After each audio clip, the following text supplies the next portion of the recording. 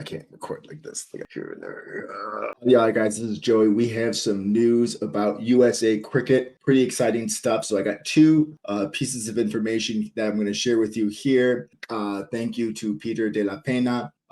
Check out his Twitter account because he is a person that I'm getting this information from. So it's not my own sources. He's probably the most reputable source when it comes to USA cricket. So make sure you're following him on Twitter. Actually found this in the comment section. Nassau County International Cricket Stadium, 34K seat temporary stadium emerges for the ICC World Cup. So that is the E stand there. You can kind of see it emerging, coming through. So it is being built, although, end of February and just being built. But it is being built, and that is great news. More importantly, I want to talk about the USA head coach for the cricket team because we are just a couple months away for the T20 World Cup. Seems like everything is coming in at the last second now, but at least some decisions are being made. And this was at the end of the year in 2023. We were looking for a new head coach. As you may or may not know, Kevin Darlington from Guyana, played for West Indies, was our previous head coach.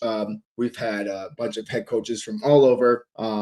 And so we were looking for a new head coach. And this is breaking from Peter de la Pena. He says, according to multiple sources, Stuart Law is set to be announced by USA Cricket in the next week as their men's head coach for the T20 World Cup, with his first appearance set to happen in Houston, Texas in 2 weeks at the USA T20 National Championship. And so if you're not sure, the T20 National Championship is happening in Houston, Texas in a couple weeks. So this was his post on Facebook, basically the same thing, but some of the comments were interesting. Dan Lee says, hopefully he'll be able to get us some tickets. And PJ, whatever his name is, says, why do we always have to go high profile overseas for a head coach? There goes 10% of the yearly budget. Someone with zero knowledge of any American cricketers and zero knowledge of the USA cricket ecosystem. Do we even have a USA cricket ecosystem at this point? USA cricket head coach jobs are just a stepping stone in someone's coaching career. But he's got a good point. I would like somebody who's maybe coached locally for some clubs in the area and maybe gets that opportunity, maybe have more people from that have already worked with USA cricket rather than hiring an outsider. That's always an issue with any job when you hire outside rather than in. Dave says, if they keep this 3 years, any visa residency as a criteria, then we don't need an ecosystem in the United States. We could just use has-been players from other countries and we'll just fly them in. And I mean, that's kind of ridiculous. 3 years residency to be a naturalized player for a team doesn't seem like it's long enough. So let's learn a little bit more about Stuart Law, as I have to myself, as someone new to cricket. He's an Australian-born cricket coach and former cricketer.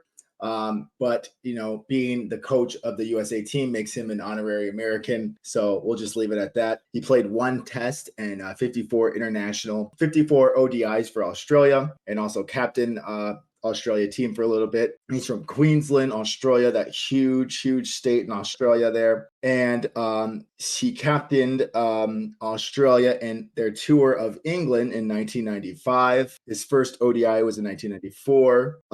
He made one test appearance in 95-96 against Sri Lanka. He was 54 for not out. And he was named one of the 5 people that were named Cricketer of the Year in Wisden 1998 Cricketer's Almanac. So that's pretty cool. In 2007, he was awarded the Medal of the Order of Australia. So you're probably wanting to know more about his coaching career because he's serving as the coach. In 2011, he became the coach for Sri Lanka, started there as an assistant coach and then worked his way up to head coach. In 2012, he became the coach for Bangladesh. And then he took a long leave of absence from coaching, probably to focus more on his family.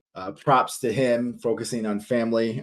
We can't do that enough. But then he came back in 2018-2019 to coach the West Indies team for a stint there, and then was named Afghan cricket's interim head coach. I think that was in 2022, and then went back to Bangladesh, served on their U19 team as well as their main squad for the end of 2023-2024.